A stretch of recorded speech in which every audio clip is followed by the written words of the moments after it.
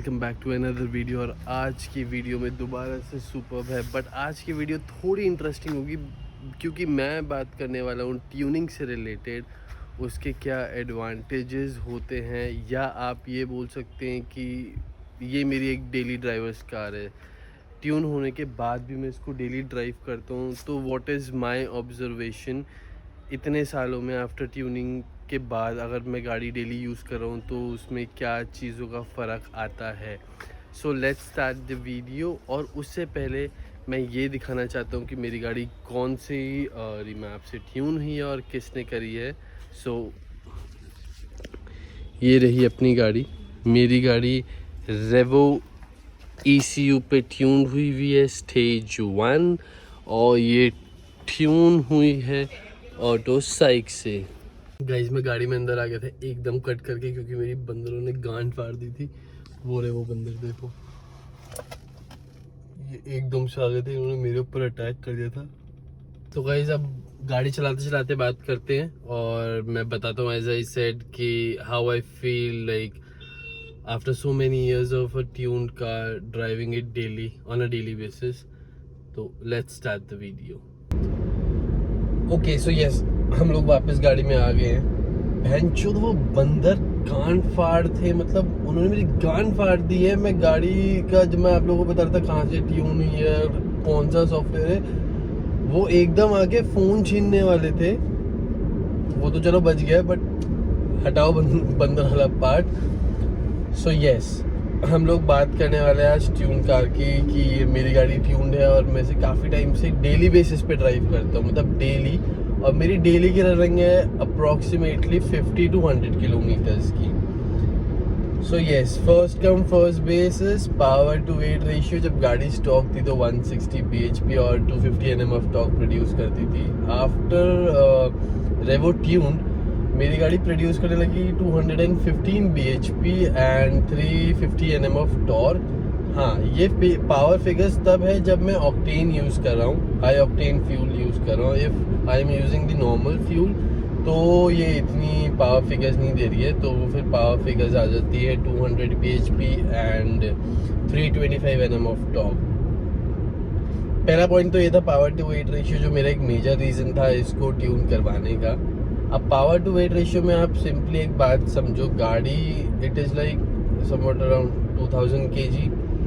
मुझे exact wait नहीं पता, I will mention that, but हाँ मुझे कभी लैग फील नहीं हुआ, कभी ये फील नहीं हुआ कि गाड़ी में पावर टू वेट रेशियो बहुत बेकार है। इट वाज बैलेंस, बट मेरी एक पर्सनल ओपिनियन है। For example Laura uses the same engine, Laura का वेट इससे बहुत कम है, उसमें जो पावर टू वेट रेशियो है इट इज़ लवली, मतलब बहुत ही अच्छी तरीके से मेंटेन है।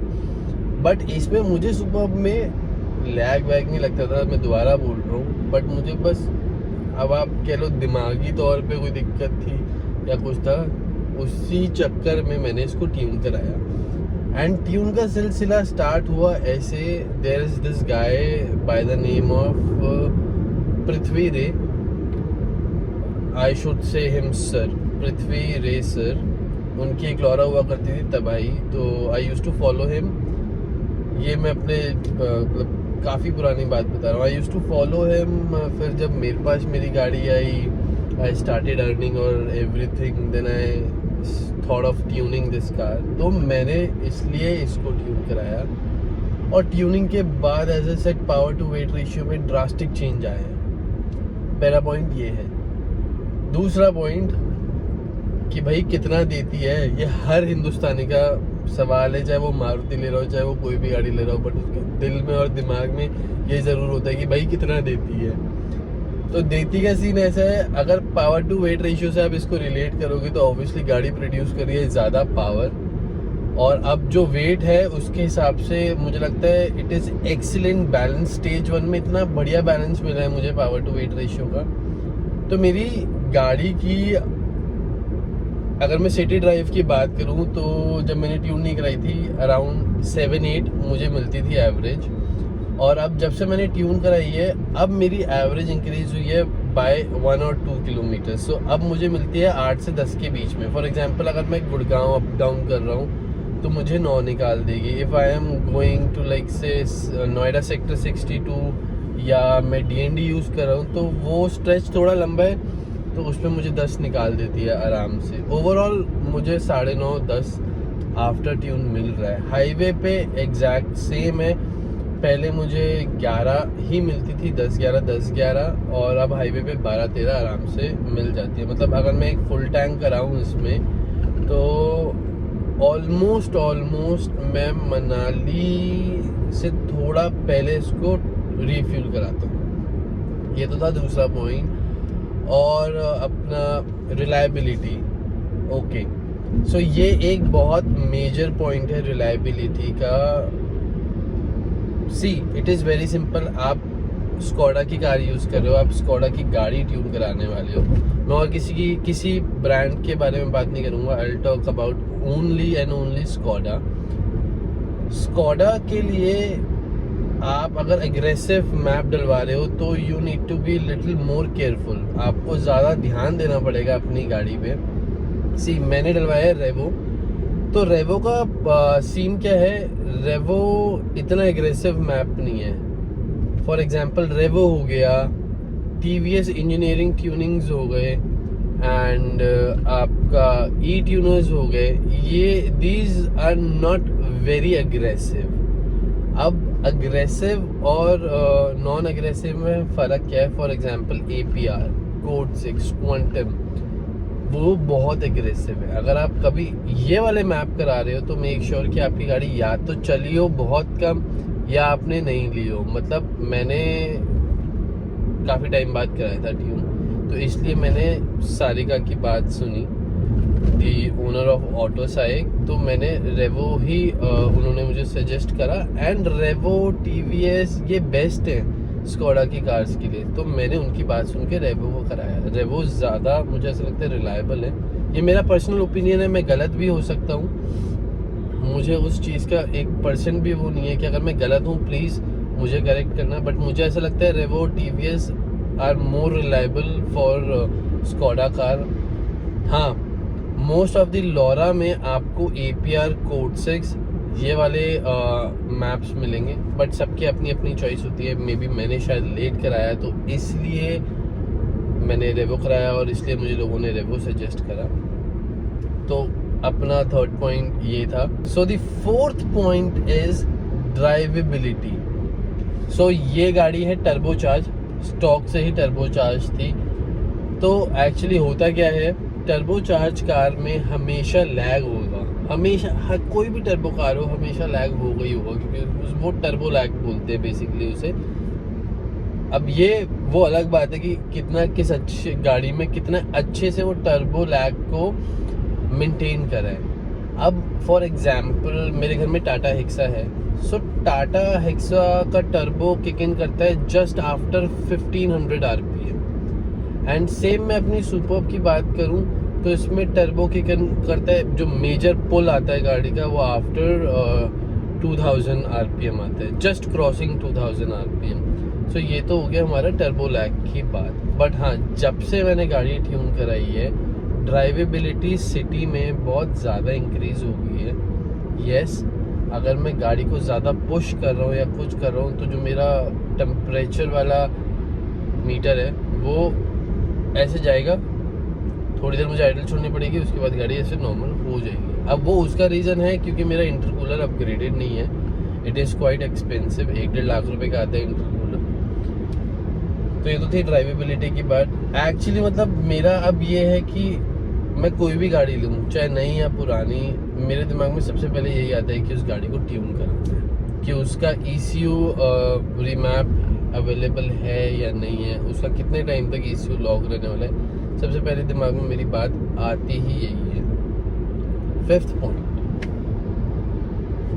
खुशी। ये मेरे लिए मोस्ट इम्पॉर्टेंट पॉइंट है। आई नो, मैं जब गाड़ी लॉन्च करता हूँ ना, मेरे चेहरे पे जो स्माइल होती है वो जाती ही नहीं है। मेरे चेहरे पे छोड़ो, अगर इवन इफ कोई मेरे साथ बैठा भी है तो उसका भी बस एक ही रिप्लाई होता है, वाओ। एंड एक्चुअली मैं इट इज़ लवली। मतलब मैंने इससे पहले एक रिव्यू वीडियो डाली थी, उसमें मैंने हल्का से एक लॉन्च करा था बहुत ही कम RPM पे। मुझे बहुत खुशी मिलती है, बट नहीं करना चाहिए लॉन्च वगैरह। बहुत टायर्स बहुत घिसते हैं, बहुत ज़्यादा घिसते हैं। तो ये कुछ पॉइंट्स थे अबाउट द ट्यूनिंग कार। एक और पॉइंट है which is also very important. जब आप गाड़ी ट्यून कराते हो, आफ्टर ट्यूनिंग एकदम से रिजल्ट्स नहीं पता लगते। At least you need to drive a car for like let's say 100-200 kilometre चलाने के बाद ही आपको यू स्टार्ट दैट डिफरेंस, वो पावर का डिफरेंस पता लगेगा। एंड इसी चीज़ में एक इसका मतलब आप गाड़ी ट्यून कराने के बाद आपको गाड़ी की केयर करनी पड़ेगी बस। अब फॉर एग्जांपल मैंने वन टाइम पे करा रेस लाइन एयर फिल्टर के लिए।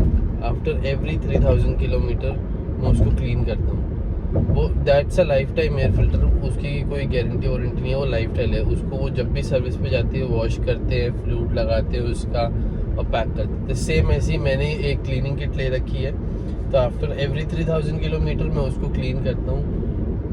कूलेंट पे बहुत ध्यान देना पड़ता है आफ्टर ट्यूनिंग, और इंजन ऑयल पे, क्योंकि ये 1.8 TSI वाला इंजन थोड़ा इंजन ऑयल पीता है और कूलेंट भी पीता है। तो ये थोड़ी बहुत चीज़ें हैं जो ध्यान देनी पड़ती है। Yes, if you tuned your car once, आप उसे बार बार कराओगे। मतलब जो भी आप गाड़ी लोगे आप उसको ट्यून कराओगे ही कराओगे। The whole experience of driving the car just changes. मतलब भाई मज़ा आ जाता है यार, ट्यून कराने के बाद मज़ा आ जाता है। मतलब मेरे पास लॉरा थी, उसमें पिगी बैंक लगा था। पिगी बैंक एक छोटा सा डिवाइस होता है, वो कनेक्ट हो जाता है डायरेक्ट ECU से, and we have different modes to connect that. वो पिगी बैंक था, बट जब मैंने ECU ट्यून कराया सुपर्ब का, आई स्टार्टेड ड्राइविंग इट। भाई ये मज़ा आ जाता है गाड़ी को कराने में। मतलब आई विश कि इस दुनिया में हर गाड़ी का ECU रीमैप होता हो। कई गाड़ियाँ होती है, फॉर एग्जांपल BMW, ये जो आफ्टर 2020 और 2020 में आई थी, इनका अभी ECU लॉक है। बहुत ही कम लोग हैं जिनके पास ECU का रीमैप अवेलेबल है। बट गाइस, जितने भी मेरे सब्सक्राइबर्स हैं, जो भी गाड़ी लेगा, अगर कुछ ना समझ में आ रहा हो कहाँ से कराना है कहाँ से नहीं, कौन सा स्टेज कराना चाहिए, कौन सा रीमैप कराना चाहिए, भाइयों मुझे मैसेज कर देना, मैं बता दूंगा। क्योंकि आप लोग मेरी एक्साइटमेंट देखो ना, मैं क्रेजी फक, मतलब मज़ा आ जाता है गाड़ी चलाने में यार। और मेरी तो है भी सुपर, तो बाहर से मेरी गाड़ी इट इज़ वेरी नॉर्मल। आप जज ही नहीं कर पाओगे कि गाड़ी ट्यून्ड है क्या है कुछ है। कोई आता है ऐसे 3 सीरीज़ 2 सीरीज़, फिर मुझे मज़ा आता है उनसे मज़े लेने में। तो ऐसे छोटी मोटी नोक चलती रहती है मेरी लोकल या हाईवेज पे। बट सच्ची में एक बार ट्यून करा के देखो अपनी अपनी गाड़ियाँ, आपको एक्चुअली में डिफरेंस पता लगेगा। तो ये एक थी मेरी छोटी सी video about like driving a tune car on daily basis. I hope आप लोगों को वीडियो पसंद आई होगी। And before cutting this video, एक सेम मैं वीडियो बनाऊंगा सुपर्ब से रिलेटेड, जिसमें will talk about the disadvantages. Okay, so disadvantages of tuning and disadvantages of a normal Skoda Superb. उसमें हम काफ़ी सारे पॉइंटर्स क्लियर आउट करेंगे, from engine to tyres to brake, हम लोग सब कुछ उसमें देखते हैं।